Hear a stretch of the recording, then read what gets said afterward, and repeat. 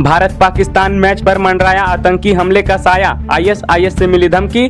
टी20 world cup 9 जून को India और पाकिस्तान के बीच मुकाबला होना है। मुकाबला 9 जून को न्यूयॉर्क में आइजनहोवर पार्क में बने knows county international cricket stadium में खेला जाना है। ऐसा बताया जा रहा है कि मुकाबले के दौरान आतंकी हमले की धमकी दी गई है। हालांकि इसे लेकर कोई आधिकारिक जानकारी सामने नहीं आई है। स्टेडियम के आसपास सुरक्षा बढ़ा दी गई है। भारी संख्या में सुरक्षा बल की तैनाती की गई है। खबरों की माने तो आतंकी संगठन आईएसआईएस खोरासन ने वीडियो जारी करके अपने हमलावरों से लोन वुल्फ अटैक करने को कहा है। लोन वुल्फ अटैक को सिर्फ एक हमलावर अंजाम देता है, जिसके बाद स्टेडियम के आसपास की सुरक्षा बढ़ा दी गई है। पुलिस की तैनाती की गई है। न्यूयॉर्क की गवर्नर कैथी होचुल ने भारत और पाकिस्तान मैच को लेकर प्रतिक्रिया दी है। उन्होंने एक्स पर एक पोस्ट शेयर करके कहा है कि उनकी सुरक्षा को लेकर अधिकारियों से बात हुई है और वे मिलकर काम कर रहे हैं। होचुल ने पोस्ट में लिखा, क्रिकेट विश्व कप की तैयारी में मेरी टीम फेडरल और कानूनी अधिकारियों के साथ मिलकर काम कर रही है। हम मैच में उपस्थित लोगों की सुरक्षा का पूरा ध्यान रखेंगे। झारखंड में इंडिया गठबंधन की सुनामी चल रही, बोले इमरान प्रतापगढ़ी। राज्यसभा सांसद सह कांग्रेस अल्पसंख्यक विभाग के राष्ट्रीय अध्यक्ष इमरान प्रतापगढ़ी ने कहा कि लोकसभा चुनाव में पूरे झारखंड में इंडिया गठबंधन की सुनामी चल रही है। जनता का झुकाव गठबंधन की ओर है। वह गुरुवार को राजमहल से झामुमो प्रत्याशी विजय हंसदा के समर्थन में बरहेट के बरहागढ़ी मैदान में सभा को संबोधित कर रहे थे। कहा कि पीएम मोदी व भाजपा की असलियत अब सभी लोगों को मालूम चल गया है। केंद्र सरकार की तानाशाही अब नहीं चलने वाली है। भाजपा ने एक साजिश के तहत चुनाव से ठीक पहले आदिवासी समाज के गौरव पूर्व सीएम हेमंत सोरेन को जेल भिजवा दिया। झारखंड की जनता इसे भली भांति समझ रही है। उन्होंने लोगों से 1 जून को विजय हंसदा के पक्ष में मतदान करने की अपील की। सभा को प्रदेश कांग्रेस अध्यक्ष राजेश ठाकुर, स्वास्थ्य मंत्री बन्ना गुप्ता सहित इंडिया गठबंधन के घटक दलों के अन्य नेताओं ने संबोधित किया। झारखंड और यहां के आदिवासियों से पीएम मोदी को है खास लगाव, बोले बाबूलाल मरांडी। संथाल के दौरे पर निकले बीजेपी प्रदेश अध्यक्ष बाबूलाल मरांडी ने कहा कि झारखंड और यहां के आदिवासियों से पीएम नरेंद्र मोदी को खास लगाव है। बाबूलाल मरांडी ने कहा कि 3 लोकसभा सीट संथाल परगना में है। 1 तारीख को दुमका, गोड्डा और राजमहल में मतदान होना है।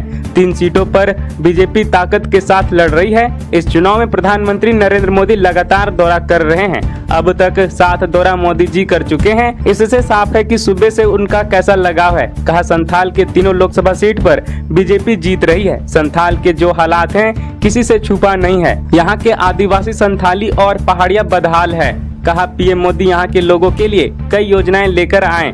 उज्ज्वला गैस, आयुष्मान योजना, बिजली, सड़क जैसे काम पर राज्य की जनता बीजेपी साथ खड़ी है। संथाल के उत्थान के लिए अटल बिहारी वाजपेयी ने संथाल समुदाय को 8वीं अनुसूची में शामिल किया। देश की राष्ट्रपति भी आदिवासी है, तो साफ संदेश है कि बीजेपी आदिवासी की सुनती और काम करती है। कहा, झारखंड की वर्तमान सरकार सिर्फ लूट में लगी है। 4 साल में एक भी काम ऐसा नहीं किया जिससे यहाँ के लोगों को गर्व हो, बल्कि संथाल और पहाड़िया का अस्तित्व ही खतरे में आ गया। संथाल में सिर्फ अवैध खनन, घुसपैठियों और दलालों की चांदी है। यहाँ के लोगों की बदहाली नहीं बदली, बल्कि संथाल में पहाड़ियों की आबादी घट गई। 14 दिनों तक पूछताछ के बाद मंत्री आलमगीर को कोर्ट में किया गया पेश, भेजे गए जेल। टेंडर घोटाला से जुड़े मनी लॉन्ड्रिंग के आरोपी मंत्री आलमगीर आलम की रिमांड अवधि पूरी होने के बाद इन्फोर्समेंट डायरेक्टरेट ईडी ने उन्हें कड़ी सुरक्षा के बीच रांची पीएमएलए की स्पेशल कोर्ट में पेश किया। इसके बाद कोर्ट ने आलमगीर आलम को न्यायिक हिरासत में बिरसा मुंडा केंद्रीय कारागार भेज दिया। कोर्ट की अनुमति से ईडी आलमगीर आलम से अब तक 3 बार पूछताछ कर चुकी है। 14 दिनों की पूछताछ में कई अहम खुलासे भी हुए हैं, जिसके आधार पर एजेंसी राज्य के वरीय आईएएस अधिकारी मनीष रंजन से पूछताछ की है। ईडी ने मनीष रंजन को 3 जून को फिर से पूछताछ के लिए बुलाया है। बता दें कि ईडी ने 5 मई को आलमगीर आलम के पीएस संजीव लाल समेत 9 ठिकानों पर छापेमारी की। इस दौरान संजीव लाल के सहायक जहांगीर आलम और मुन्ना सिंह के ठिकानों से ईडी ने 35 करोड़ 23 लाख बरामद किए थे। इसके बाद ईडी ने संजीव लाल और जहांगीर आलम को देर रात गिरफ्तार कर लिया था।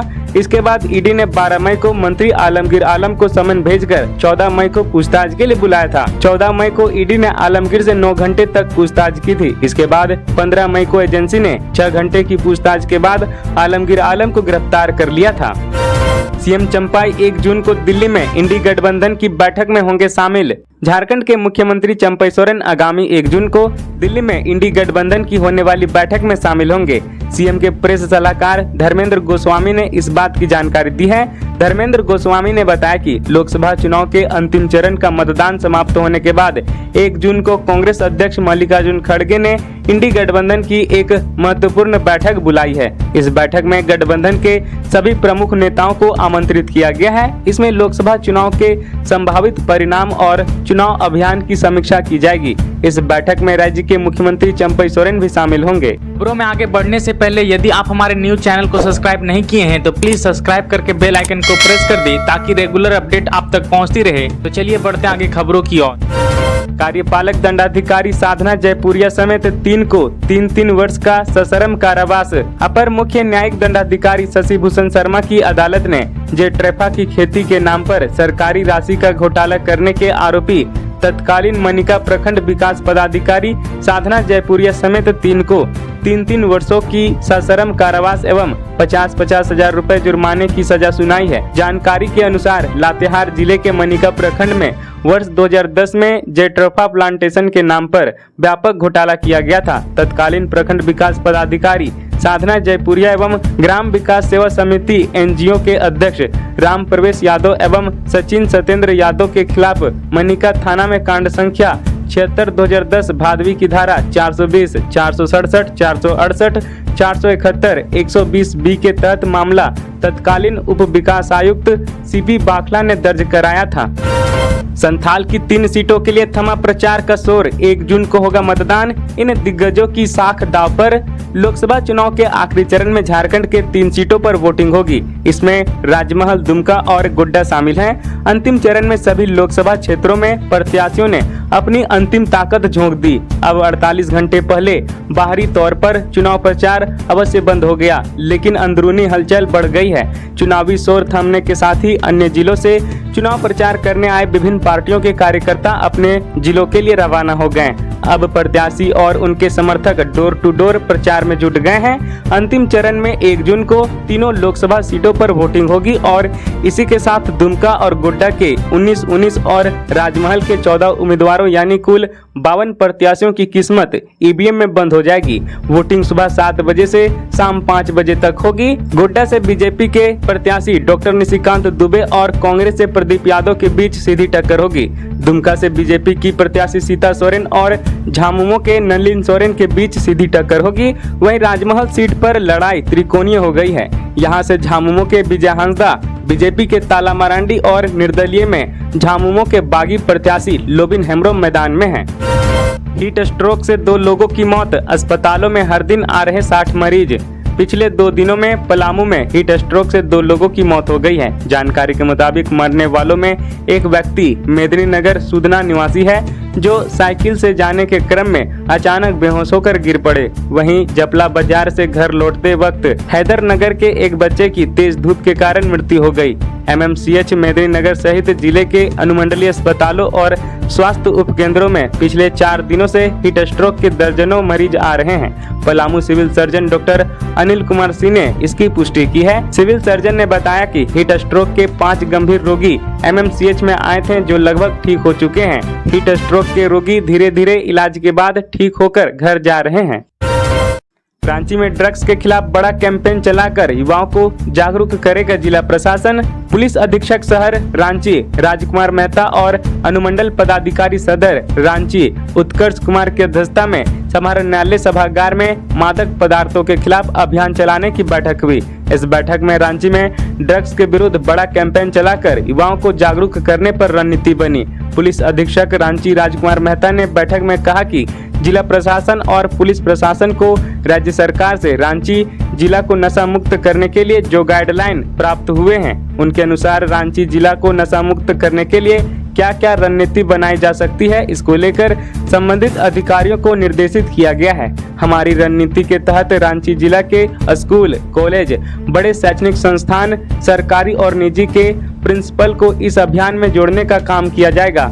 इसमें सीआईपी रांची, रिम्स, स्वयं सहायता समूह, बुद्धिजीवी वर्ग, कई नुक्कड़ नाटक करने वालों को जोड़ा जाएगा और बृहद कैंपेन रांची में किया जाएगा। SNMMCH में अब 9 सीटों पर होगी पीजी की पढ़ाई। धनबाद के शहीद निर्मल महतो मेडिकल कॉलेज एवं अस्पताल SNMMCH में मेडिसिन के बाद अब हड्डी रोग विभाग में भी पीजी की पढ़ाई की अनुमति मिल गई है। गुरुवार को नेशनल मेडिकल कमीशन ने कॉलेज प्रबंधन को इसकी जानकारी दी है। इससे कॉलेज के विद्यार्थियों में खुशी का माहौल है। ज्ञात हो कि पिछले एक दशक से पोस्ट ग्रेजुएट की पढ़ाई के लिए कॉलेज प्रबंधन लगातार कोशिशों में जुटा था। कुछ दिन पहले ही मेडिसिन में पोस्ट ग्रेजुएट के लिए 6 सीटों की मान्यता दी गई थी।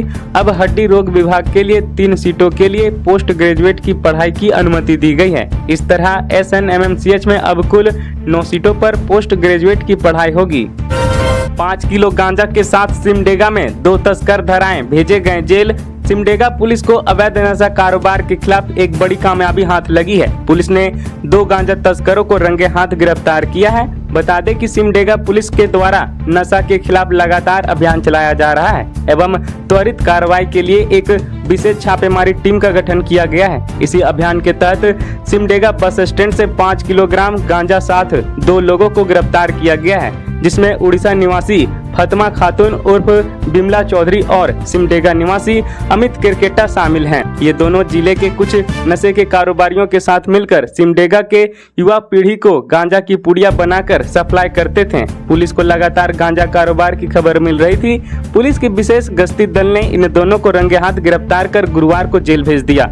SDPO पवन कुमार ने प्रेस वार्ता के दौरान बताया कि इस अभियान के तहत पूर्व के 1 महीने के दौरान सिमडेगा जिला के 4 विभिन्न मामलों में ड्रग्स व गांजा बरामद करते हुए कुल 8 लोगों की गिरफ्तारी की गई है। आम जनता से अपील है कि सिमडेगा पुलिस द्वारा चलाए जा रहे नशा के विरुद्ध इस अभियान में सहयोग करें और इससे संबंधित सूचना अवश्य साझा करें। विधानसभा की गठित समितियों के कार्यकाल को मिला विस्तार। वर्ष 2023-24 के लिए झारखंड विधानसभा की गठित समितियों के कार्यकाल को विस्तार दिया गया है। इस संबंध में विधानसभा सचिवालय ने अधिसूचना जारी की है। इसके अनुसार जब तक विधानसभा की नई समितियों का गठन नहीं हो जाता तब तक उक्त तिथि तक 2023-24 के लिए गठित समिति को विस्तारित कर दिया गया है। यानी वर्तमान में गठित विभिन्न समितियां अपना कार्य करती रहेंगी। वहीं हिंदी विद्यापीठ से शैक्षणिक योग्यता की उपलब्धि लेकर नौकरी पाने वाले सचिवालय के 2 सहायकों को बैकडेट से आर्थिक लाभ देते हुए प्रमोशन दिया गया है। तालाब से 3 बच्चों का शव बरामद, पसरा मातम। बोकारो जिले के पेटरवार थाना क्षेत्र विशेश्वर धाम मंदिर परिसर स्थित तालाब से गुरुवार को 3 बच्चों का शव बरामद हुआ है। तीनों बच्चे बुधवार दोपहर से घर से गायब थे। पुलिस ने शव को कब्जे में लेकर पोस्टमार्टम के लिए भेज दिया है और आगे की कार्रवाई जारी है। तीनों बच्चों के घर में मातम पसर गया है। वहीं तालाब से एक साथ 3 बच्चों के शव मिलने से सनसनी फैल गई है। पेटरवार थाना क्षेत्र के सदमा कला पंचायत के मुस्लिम टोला के 2 बच्चे और कोटदाग NH 23 के 1 बच्चे का शव मिला है। तीनों नाबालिग बच्चे दोपहर 2 बजे खेलने के दौरान से गायब हो गए थे। उन लोगों के द्वारा अपने आसपास के क्षेत्रों में काफी खोजबीन की गई। अंत में रात में पुलिस को इसकी सूचना दी गई। वहीं गुरुवार की सुबह पेटरवार प्रखंड स्थित ब्लॉक कॉलोनी में बने विशेश्वर धाम मंदिर परिसर के अमृत तालाब में स्थानीय लोगों को एक बच्चे का शव तैरता हुआ दिखा। मंदिर परिसर में बने तालाब के किनारे लोगों का हुजूम जुट गया। वहीं एक दूसरे बच्चे का शव भी पानी के ऊपर तैरने लगा। उसके बाद स्थानीय युवकों के द्वारा दोनों शवों को निकाला गया। वहीं तीसरे बच्चे को निकालने के लिए तालाब से डाले हुए बांस को निकाला गया तो तीसरा बच्चा का शव भी बाहर आ गया। बिजली का तार टूटकर महिला पर गिरा, बुरी तरह झुलसी। कतरास थाना क्षेत्र की आमटांड बस्ती में गुरुवार की दोपहर एक महिला के ऊपर बिजली का तार टूटकर गिर गया। इस घटना में नरेश राय की पत्नी लीलू देवी गंभीर रूप से झुलस गई। ग्रामीणों ने आनन फानन में जख्मी हालात में महिला को निश्चितपुर क्लिनिक में भर्ती कराया, जहां वह इलाजरत है। इधर घटना से आक्रोशित ग्रामीणों ने तिलाटांड विद्युत सब स्टेशन पहुंचकर जमकर बवाल किया। विद्युत कर्मियों और उनके बीच नोकझोंक भी हुई। आक्रोशित लोगों ने बताया कि आमटांड सहित आसपास के इलाकों में बिजली के तार काफी जर्जर हो चुके हैं। आए दिन तार टूटकर गिरने से मवेशी समेत कई लोग हादसे का शिकार हो चुके हैं। झारखंड पुलिस के दावे के विपरीत प्रिंस खान और अमन साहू गिरोह का बढ़ रहा उत्पात। झारखंड में कई आपराधिक गिरोह सक्रिय हैं, लेकिन झारखंड पुलिस के लिए 2 गिरोह चुनौती बना हुआ है। पुलिस ने इन दोनों के गिरोह के कई अपराधियों को गिरफ्तार कर जेल भेज दिया। इसके बाद भी रंगदारी मांगने का सिलसिला थमने का नाम नहीं ले रहा है। पुलिस कहती है कि जल्द प्रिंस खान और अमन साहू गिरोह के सुनील मीणा को पकड़ लिया जाएगा। उसके ठिकानों की तलाशी पूरी हो गई है, मगर इस दावे के विपरीत दोनों गिरोह का दबदबा बढ़ता ही जा रहा है। कभी व्यवसायियों को धमकी तो कहीं घर के बाहर फायरिंग की घटना को अंजाम दे रहे हैं। गिरोह के इस हरकत से व्यवसायी वर्ग खौफ में है। धनबाद में गैंग्स ऑफ वासेपुर का आतंक है। प्रिंस खान इसी गैंग से ताल्लुक रखता है। धनबाद पुलिस के लिए यह बड़ी चुनौती बना हुआ है। झारखंड पुलिस की टीम इसे गिरफ्तार करने का लगातार प्रयास कर रही है। इस बीच यह जानकारी सामने आ रही है कि प्रिंस खान भारत से बाहर शारजाह में बैठकर अपना गैंग ऑपरेट कर रहा है। वह वहीं से धनबाद में हत्या तक करवा रहा है। वह लगातार वीडियो जारी कर कारोबारियों को धमकी देता है और उनसे रंगदारी वसूलता है। प्रिंस खान पर हत्या, रंगदारी जैसे 3 दर्जन मामले दर्ज हैं। 2 दिन ब्लॉक क्लोजर समेत 3 दिन बंद रहेगा Tata Motors plant. Tata Motors plant में 31 मई और 1 जून को ब्लॉक क्लोजर रहेगा। लगातार 2 दिन तक ब्लॉक क्लोजर रहने के बाद रविवार 2 जून को साप्ताहिक छुट्टी है।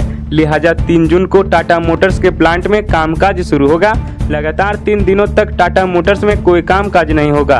व्यावसायिक वाहनों के डिमांड में आई कमी को देखते हुए टाटा मोटर्स ने यह फैसला लिया है। टाटा मोटर्स के प्लांट हेड रविंद्र कुलकर्णी के हस्ताक्षर से एक सर्कुलर जारी किया गया है। इस दौरान किसी भी तरह की छुट्टी किसी कर्मचारी को नहीं दी जाएगी। इस दौरान कर्मचारियों को 50% वेतन मिलेगा, जबकि 50% वेतन की कटौती होगी। हाल के दिनों में लगातार टाटा मोटर्स में ब्लॉक क्लोजर लिया गया है। इससे कर्मचारियों के आर्थिक स्थिति पर भी असर पड़ रहा है। टाटा मोटर्स की ओर से लगातार ब्लॉक क्लोजर लिया जा रहा है, जिससे कर्मचारी परेशान हैं। 3 घरों में पोस्टरबाजी कर 2-2 लाख मांगी रंगदारी। दहशत में लोग। गुमला थाना क्षेत्र के कमरडीपा में बरीसा आनंदपुर में 3 घरों में कथित अपराधियों ने किंग कोबरा ग्रुप के नाम पर पोस्टर चिपकाकर 2-2 लाख की रंगदारी मांगी है। पोस्टर किंग कोबरा गैंग के कमांडर अफजल के नाम से चिपकाई गई है। तीनों घरों की गेट पर पोस्टर लगाया गया था और घर के दूसरे भाग में एक प्लास्टिक का बोरा रख दिया गया था। पोस्टर में लिखा था कि पैसा बोरा में डाल देना, हम आकर ले लेंगे। गृह स्वामियों ने सुबह जब पोस्टर देखा तो भयभीत हो गए। घटना की सूचना पुलिस को दी गई। पुलिस ने दोनों घरों से पोस्टर को जब्त कर लिया है, जबकि एक घर में गृह स्वामी ने खुद पोस्टर उतार कर रख दिया और पुलिस के आने का इंतजार करने लगे। जानकारी के अनुसार जिन लोगों के घर में कथित अपराधियों ने पोस्टरबाजी की है, उनमें एक शिक्षक, एक सीआरपीएफ और एक आर्मी जवान का घर है। पोस्टरबाजी में परिवार के सदस्यों और आसपास के क्षेत्र में दहशत व्याप्त है। इस संबंध में थाना प्रभारी सुरेंद्र कुमार सिंह ने कहा कि कमरडीपा क्षेत्र में पोस्टरबाजी की घटना हुई है। सूचना मिलने के बाद पोस्टर को पुलिस ने जब्त कर लिया है और मामले की छानबीन कर रही है। थाना प्रभारी के अनुसार पोस्टरबाजी की घटना आपराधिक नहीं बल्कि आसपास के ही कुछ शरारती तत्वों का होगा। भय दिखाकर पैसा वसूली की उम्मीद से ऐसा किया है। पोस्टरबाजी करने वाले लोगों को जल्द ही पुलिस चिन्हित करेगी और कार्रवाई करेगी। ग्रामीणों ने रात में पुलिस पेट्रोलिंग की भी मांग की है। भीषण गर्मी में आग लगने से 2 वोल्वो टिपर जलकर राख। बीसीसीएल ब्लॉक 2 ओसीपी में संचालित Khemka career outsourcing company campus में गुरुवार को मेंटेनेंस के लिए खड़े 2 वोल्वो टिपर में प्रचंड गर्मी की वजह से अचानक आग लग गई। देखते ही देखते आग की लपेटें आसमान छूने लगी। वहां अफरा तफरी का माहौल उत्पन्न हो गया। आग इतना भयावह थी कि कुछ ही देर में दोनों वोल्वो टिपर जलकर राख हो गया। बताया जाता है कि तापमान बढ़ने से गाड़ी के इंजन में शॉर्ट सर्किट हुई और केबिन में आग लग गई। डीजल टैंक के संपर्क में आते ही आग ने विकराल रूप धारण कर लिया। वोल्वो के सभी टायरों में आग लगने से ब्लास्ट करने लगा। दोनों वोल्वो के 16 टायर जलकर खाक हो गया। सूचना मिलने पर तुरंत ब्लॉक 2 ओसीपी के सुरक्षा पदाधिकारी पानी के टैंकर व दमकल के साथ मौके पर पहुंचे। काफी मशक्कत के बाद आग पर काबू पाया गया। जवान की पत्नी के साथ सामूहिक दुष्कर्म मामले में 4 गिरफ्तार। पुलिस ने किया नया खुलासा। सेना की जवान की पत्नी के साथ दुष्कर्म मामले में नया खुलासा हुआ है। दरअसल दुष्कर्म के बाद चारों आरोपियों को पुलिस ने गिरफ्तार कर लिया है। गिरफ्तार आरोपियों से पुलिस ने पूछताछ की। पूछताछ में जो बातें सामने आई वह हैरान करने वाली है। आरोपियों ने बताया कि वे लोग ठेकेदारी का काम करते हैं। जवान ने अपने घर बनाने का काम उन्हें ही दिया था। हालांकि स्थानीय ठेकेदार होने के नाते जवान ने दबाव में आकर काम उन्हें दिया था। घर का निर्माण कार्य शुरू हो गया। इस बीच कुछ पिलर टेढ़ा मेढ़ा बन गया। इस बात से नाराज जवान ने अर्धनिर्मित मकान को किसी दूसरे ठेकेदार को सौंप दिया था। इसी वजह से गुस्साए ठेकेदारों ने जवान की पत्नी के साथ सामूहिक दुष्कर्म करके बदला लिया। 28 और 29 की मध्यरात्रि को कोकर में एक जवान की पत्नी के साथ सामूहिक दुष्कर्म हुआ था। रात के 12 बजे अचानक कुछ लोग जवान की अर्धनिर्मित पत्नी के घर में घुसकर सामूहिक बलात्कार किया। घटना को अंजाम देने के बाद चारों वहां से फरार हो गए थे। इसके बाद अगली सुबह जवान की पत्नी ने कोकर थाना में दुष्कर्म का मामला दर्ज करवाया। पीड़िता के आधार पर पुलिस ने आरोपियों को पकड़ने के लिए छापेमारी की। सामूहिक दुष्कर्म के आरोप में 4 लोगों को गिरफ्तार किया गया। गिरफ्तारी के बाद पूछताछ में उन्होंने बताया कि बदले की भावना से उन्होंने ऐसा किया। फिलहाल चारों आरोपियों को जेल भेज दिया गया है। पीट वाटर की मांग को लेकर ग्रामीणों ने 3 घंटे कोयला डिस्पैच ठप रखा। बीसीसीएल बस्ता कोला क्षेत्र की भेड़ा काटा बस्ती में भीषण गर्मी में पीट वाटर की सप्लाई बंद है। ग्रामीणों ने पीट वाटर की सप्लाई बहाल कराने की मांग को लेकर गुरुवार को 3 घंटे कोयला डिस्पैच ठप रखा। दर्जनों की संख्या में ग्रामीण महिला पुरुष तपती धूप में बस्ता कोला ओसीपी ट्रांसपोर्टिंग के पास पहुंचे और ओसीपी से बीएनआर रेलवे साइडिंग में कोयले की ट्रांसपोर्टिंग ठप कर दी। वहीं बस्ता कोला आउटसोर्सिंग कार्यालय के गेट पर प्रबंधन के खिलाफ जमकर नारेबाजी की। लोगों का आरोप है कि करीब 4 महीने से बस्ती में पीट वाटर की सप्लाई बंद है। बीसीसीएल प्रबंधन ने विक्ट्री कोलियरी खदान का पानी सप्लाई करने का आश्वासन दिया था। जरूरत पड़ने पर टैंकर से भी पानी पहुंचाने की बात थी, लेकिन इस भीषण गर्मी में भी न तो टैंकर से पानी आपूर्ति शुरू हुई, न ही विक्ट्री खदान से। रामगढ़ में दिन दहाड़े रिटायर्ड रेलवे अधिकारी की पत्नी की हत्या। युवती समेत 4 लोग आए थे घर। रामगढ़ शहर के विद्यानगर में 60 वर्षीय सुशीला देवी की हत्या का मामला सामने आया है। बताया जा रहा है कि महिला घर पर अकेली थी। जानकारी के अनुसार गुरुवार दोपहर युवती समेत 4 लोग महिला के घर में दाखिल हुए थे। महिला घर पर अकेली थी। मृतक महिला के पति रिटायर्ड रेलवे अधिकारी हैं। उनका नाम असरफी प्रसाद है। आसपास से मिली जानकारी के अनुसार रिटायर्ड रेलवे अधिकारी इन दिनों अपने बेटी के घर गए हुए हैं। पुलिस ने मौके पर पहुंचकर शव को कब्जे में लेकर पोस्टमार्टम के लिए भेज दिया है। महिला के पति को घटना की जानकारी दे दी गई है। आसपास के लोगों से मिली जानकारी के अनुसार असरफी प्रसाद ने अपने परिवार और घर की सुरक्षा के लिए सीसीटीवी कैमरा भी इंस्टॉल करवाया था। मुख्य द्वार से लेकर ग्राउंड फ्लोर और घर के हॉल में भी कैमरे लगे हुए थे। इस बात की खबर भी अपराधियों को बखूबी थी। 3 लड़के और 1 लड़की बेहद सिल्कीदार कपड़े पहने उनके घर में घुसते हैं। ऐसा लगा कि मानो वे सुशीला देवी के रिश्तेदार हैं। 1 घंटे के भीतर उन 4 लोगों ने हत्याकांड को अंजाम दिया और फिर घर में लगे सीसीटीवी कैमरे का डीवीआर अपने साथ लेकर चलते बने, ताकि पुलिस को अपराधियों की पहचान करने में मुश्किल हो। मेघाहातुबुरु खदान में सेल कर्मियों की रविवार को ड्यूटी हो सकती है बंद। सेल की मेघाहातुबुरु खदान प्रबंधन सेल कर्मियों को अब तक दी जाती रही रविवार की ड्यूटी जून माह से बंद करने की तैयारी में है। अगर सेल कर्मियों को रविवार ड्यूटी बंद हो जाता है तो प्रत्येक सेल कर्मियों को न्यूनतम 8,000 से अधिकतम 20 से 25,000 रुपए का प्रतिमाह नुकसान उठाना पड़ेगा। इससे सेल कर्मियों को विभिन्न प्रकार की दिक्कतों का सामना करना पड़ेगा। उल्लेखनीय है कि सेल की मेघाहातुबुरु खदान में लो अयस्क लगभग खत्म हो चुका है। मेघाहातुबुरु खदान प्रबंधन को खनन के लिए साउथ ब्लॉक पहाड़ी को चालू करने हेतु फॉरेस्ट क्लियरेंस नहीं मिल रहा है। इससे स्थिति गंभीर बनी हुई है।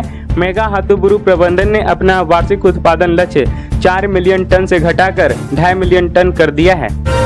सरकार बनी तो संथाल और पहाड़िया की घट रही आबादी की जांच कराएगी बीजेपी, बोले बाबूलाल मरांडी।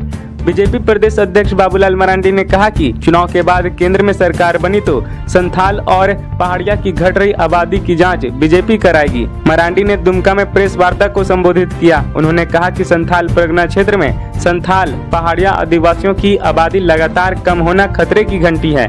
जब संथाल में पहाड़िया की आबादी घटी तब बढ़ी किसकी है, यह जांच का विषय है। पाकुड़ के इलाके में पहाड़ियों का गांव उजड़ गए। जहां कभी पहाड़ियों की आबादी थी वहां घुसपैठियों की बड़ी आबादी है। मरांडी ने कहा, हेमंत सोरेन सरकार के संरक्षण में बांग्लादेशियों के घुसपैठ और अवैध खनन के कारण पाकुड़ एवं साहेबगंज के कई इलाकों में संथाल पहाड़िया आदिवासी विस्थापित हो चुके हैं। उनके बारे में कोई चिंता नहीं करता है। बीजेपी की सरकार बनने के बाद विशेष टीम का गठन कर इस मामले की जांच कर उचित कार्रवाई की जाएगी। मरांडी ने आगे कहा, कांग्रेस और झामुमो ने अपने वोट बैंक को लेकर चुप्पी साध ली है। उनके लोगों ने जमीन नहीं छीनी बल्कि बहु बेटियों को भी छीना, बेटियों को 50 टुकड़ों में काटकर फेंक दिया। इसके बावजूद इंडिया गठबंधन ने आवाज नहीं उठाई। अगर बीजेपी आवाज नहीं उठाती तो किसी पर कोई कार्रवाई नहीं होती। आए दिन इस प्रकार की घटनाएं हो रही हैं। मरांडी ने कहा कि हेमंत सोरेन को बीजेपी ने जेल नहीं भेजा है, उन्हें एजेंसी और कोर्ट ने जेल भेजा है।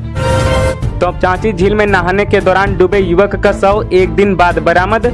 तोपचांची थाना क्षेत्र अंतर्गत तोपचांची झील में बुधवार को नहाने के दौरान डूबे युवक का शव एक दिन बाद बरामद हुआ। ग्रामीणों ने गुरुवार की सुबह झील से युवक का शव बाहर निकाला। इसके बाद तोपचांची पुलिस शव को कब्जे में लेकर पोस्टमार्टम के लिए धनबाद भेज दिया और आगे की जांच पड़ताल में जुट गई है।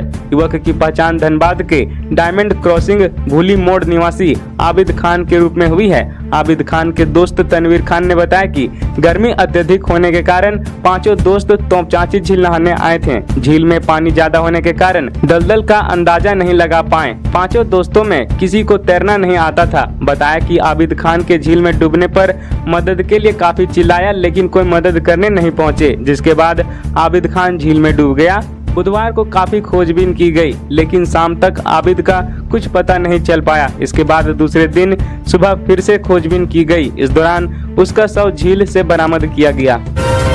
वीडियो लाइक का पार्ट टाइम जॉब ऑफर देकर 29,94,000 की ठगी। दिल्ली से साइबर अपराधी गिरफ्तार। सिर्फ एक काम करना है, इंस्टाग्राम पर वीडियो लाइक करे, स्क्रीनशॉट लेकर भेजे, नौकरी मिलेगा। हर दिन हजारों रुपए मिलेंगे। रांची की एक महिला ने साइबर फ्रॉड के इस झांसे पर विश्वास कर लिया और उनसे 29,94,000 की ठगी हो गई। ठगी के शिकार महिला ने मामले की शिकायत सीआईडी की साइबर थाना में की। पुलिस ने मामला दर्ज कर जांच शुरू की तो पता चला कि अपराधी दिल्ली में है। इसके बाद पुलिस ने दिल्ली जाकर उसे गिरफ्तार कर लिया। गिरफ्तार अपराधी का नाम रविशंकर है। वह नई दिल्ली के छलावा थाना क्षेत्र के रहने वाला है। उसके पास से पुलिस ने एक मोबाइल और कई सिम कार्ड बरामद किया है।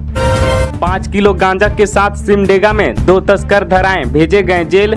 सिमडेगा पुलिस को अवैध नशा कारोबार के खिलाफ एक बड़ी कामयाबी हाथ लगी है। पुलिस ने 2 गांजा तस्करों को रंगे हाथ गिरफ्तार किया है। बता दें कि सिमडेगा पुलिस के द्वारा नशा के खिलाफ लगातार अभियान चलाया जा रहा है एवं त्वरित कार्रवाई के लिए एक विशेष छापेमारी टीम का गठन किया गया है। इसी अभियान के तहत सिमडेगा बस स्टैंड से 5 किलोग्राम गांजा साथ 2 लोगों को गिरफ्तार किया गया है, जिसमें उड़ीसा निवासी फतमा खातून उर्फ बिमला चौधरी और सिमडेगा निवासी अमित किरकेटा शामिल हैं। ये दोनों जिले के कुछ नशे के कारोबारियों के साथ मिलकर सिमडेगा के युवा पीढ़ी को गांजा की पुड़िया बनाकर सप्लाई करते थे। पुलिस को लगातार गांजा कारोबार की खबर मिल रही थी। पुलिस की विशेष गश्ती दल ने इन दोनों को रंगे हाथ गिरफ्तार कर गुरुवार को जेल भेज दिया। एसडीपीओ पवन कुमार ने प्रेस वार्ता के दौरान बताया कि इस अभियान के तहत पूर्व के 1 महीने के दौरान सिमडेगा जिला के 4 विभिन्न मामलों में ड्रग्स व गांजा बरामद करते हुए कुल 8 लोगों की गिरफ्तारी की गई है। आम जनता से अपील है कि सिमडेगा पुलिस द्वारा चलाए जा रहे नशा के विरुद्ध इस अभियान में सहयोग करें और इससे संबंधित सूचना अवश्य साझा करें।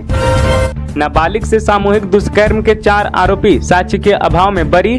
रांची सिविल कोर्ट ने नाबालिग के साथ सामूहिक दुष्कर्म करने के 4 आरोपियों को साक्ष्य के अभाव में बरी कर दिया। कोर्ट ने चारों को रिहा करने का आदेश दिया है। इस मामले में ट्रायल के दौरान अभियोजन पक्ष ने पीड़िता समेत 5 गवाह पेश किए थे, लेकिन यह गवाह साबित नहीं कर पाए कि आरोपी युवकों ने ही सामूहिक दुष्कर्म की घटना को अंजाम दिया है। इसके बाद पोक्सो की विशेष कोर्ट ने चारों अपराधियों को साक्ष्य के अभाव में बरी कर दिया। पीड़िता के पिता द्वारा दर्ज कराई गई प्राथमिकी के मुताबिक 27 दिसंबर 2023 को एक शादी समारोह में जाने के दौरान मनीष उरांव और उसके दोस्तों बिजला उरांव, संदीप उरांव और प्रकाश उरांव ने अगवा कर दुष्कर्म किया। पीड़िता के बयान पर बेड़ो थाना में कांड संख्या 3/2024 दर्ज कराई गई थी। आरोपियों की ओर से अधिवक्ता प्रीतांशु सिंह ने बहस की। उनके द्वारा आरोपियों के बचाव में पेश की गई दलीलों को सुनने के बाद कोर्ट ने सभी आरोपियों को बरी कर दिया। बीएसएल को मिला कलिंगा पर्यावरण उत्कृष्टता पुरस्कार। स्टील अथॉरिटी ऑफ इंडिया की इकाई बोकारो स्टील प्लांट बीएसएल को पर्यावरण संरक्षण के क्षेत्र में उत्कृष्ट कार्य के लिए प्रतिष्ठित कलिंगा पर्यावरण उत्कृष्टता पुरस्कार मिला है। इंस्टीट्यूट ऑफ क्वालिटी की ओर से 8 जून को भुवनेश्वर में आयोजित समारोह में बीएसएल की टीम को प्रतिष्ठित पुरस्कार से नवाजा जाएगा। बीएसएल अधिकारियों से मिली जानकारी के अनुसार पिछले 15 मई को सार्वजनिक उद्यम हैदराबाद और राज्य प्रदूषण नियंत्रण बोर्ड उड़ीसा के पर्यावरण संरक्षण एवं स्थिरता विभाग के जूरी सदस्यों के समक्ष बीएसएल के सहायक प्रबंधक पर्यावरण नितेश रंजन ने प्रस्तुति दी थी। महाप्रबंधक पर्यावरण एनपी श्रीवास्तव ने जूरी सदस्यों के प्रश्नों का सटीक जवाब दिया। इसमें पर्यावरण संरक्षण के लिए बोकारो स्टील प्लांट की गतिशील पहल के बारे में विस्तार से बताया। पर्यावरण के क्षेत्र में बीएसएल के प्रयासों से जूरी सदस्य काफी प्रभावित हुए और कंपनी को विजेता के रूप में अनुशंसित किया। यह पुरस्कार पर्यावरण के प्रति कंपनी की प्रतिबद्धता को दर्शाता है। वन विभाग की टीम ने जब्त किया 8 बुरा अवैध बीड़ी पत्ता। लातेहार के हेहेगड़ा जंगल में गुरुवार को छिपादोहर वन विभाग प्रभारी वनपाल दिलीप कुमार के नेतृत्व में छापेमारी अभियान चलाई गई। वन क्षेत्र में अवैध बीड़ी पत्तों की तस्करी के खिलाफ कार्रवाई की गई।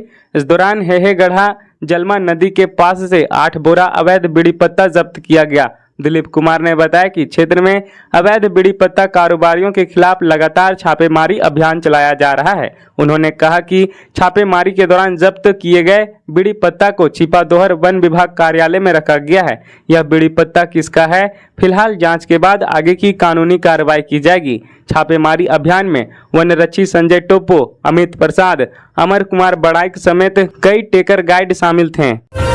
हजारीबाग में भी लगातार चमगादड़ों की मौत, जाने क्यों नहीं कर पा रहे सरवाइव। झारखंड के विभिन्न जिलों से चमगादड़ों की मौत की खबर आ रही है। गढ़वा के बाद अब हजारीबाग में भी चमगादड़ों के मरने की खबर सामने आई है। दरअसल राज्य में पड़ रही भीषण गर्मी का कहर चमगादड़ों पर टूट रहा है। गर्मी का आलम यह है कि जैसे जैसे पारा ऊपर जा रहा है, चमगादड़ दम तोड़ रहे हैं। ऐसे में दुर्लभ प्रजाति में से एक चमगादड़ों का इस तरह मारा जाना प्रकृति के साथ साथ वन विभाग के लिए भी चिंता का विषय बन गया है। बता दें कि हजारीबाग जिले में भारी संख्या में चमगादड़ पाए जाते हैं। गुरुवार को भीषण गर्मी की वजह से कई चमगादड़ों की मौत हो गई। स्थानीय लोगों ने बताया कि जिले का तापमान अचानक बढ़ने पर मौत की संख्या बढ़ी है। उन्होंने कहा कि चमगादड़ की मौत बीते कई दिनों से हो रही है, लेकिन इधर कुछ दिनों में संख्या में इजाफा हुआ है। बीते 48 घंटों में हीट वेव की वजह से सैकड़ों चमगादड़ की जान जा चुकी है। जानकार बताते हैं कि चमगादड़ों का पंख नहीं झिल्ली होता है और वे अधिक तापमान सहन नहीं कर पाते हैं, जिस कारण चमगादड़ों की मौत हो जाती है। बालू से तेल निकाल रहे मेहता जी, बरसात का सीजन आने वाला है, बालू खनन पर रोक लग जाएगा। बालू कारोबारी स्टॉक करने में लगे हुए हैं। बालू का चालान जेएसएमडीसी यानी Jharkhand state mineral development corporation जारी करता है। जेएसएमडीसी में एक मेहता जी हैं। मेहता जी बालू से तेल निकालने में लगे हैं। उनकी हनक ऐसी है कि उन्हें खुश किए बिना कोई भी कारोबारी अपना काम करा ही नहीं सकता। बालू कारोबारियों को मजबूरी है कि स्टॉक करने के लिए चालान चाहिए ही, वह लेट नहीं कर सकते। इसका फायदा उठाते हुए मेहता जी बालू से तेल निकालकर अपना और अपने संरक्षक का लाभ करा रहे हैं। मेहता जी के बारे में बताया जाता है कि वह पुराने खिलाड़ी हैं। कई वर्ष पहले जेएसएमडीसी में आए, वहीं ठहर गए हैं। कहने को फीस भी बहुत ज्यादा नहीं है, 2 रुपए प्रति सीएफटी, लेकिन 2 रुपए का हिसाब जोड़ेंगे तो वह करोड़ों हो जाएगा, क्योंकि झारखंड में बालू कारोबारी हर साल करोड़ों सीएफटी बालू का स्टॉक करते हैं और स्टॉक करने के लिए चालान चाहिए ही। जंगली हाथियों का उत्पात, 2 घरों को किया ध्वस्त। लातेहार जिला के मरंगलोया पंचायत अंतर्गत बरवा टोली गांव में बुधवार की रात हाथियों ने जमकर उत्पात मचाया। हाथियों ने 2 घरों को पूरी तरह से ध्वस्त कर दिया। पीड़ित ग्रामीण सुरेंद्र उरांव एवं बुधनी देवी ने बताया कि हाथियों के उत्पात से लाखों रुपए का नुकसान हुआ है। हाथियों ने घर में रखे अनाज, चावल, महुआ, खाद्य पदार्थ सहित अन्य घरेलू उपयोग के सामानों को नष्ट कर दिया है।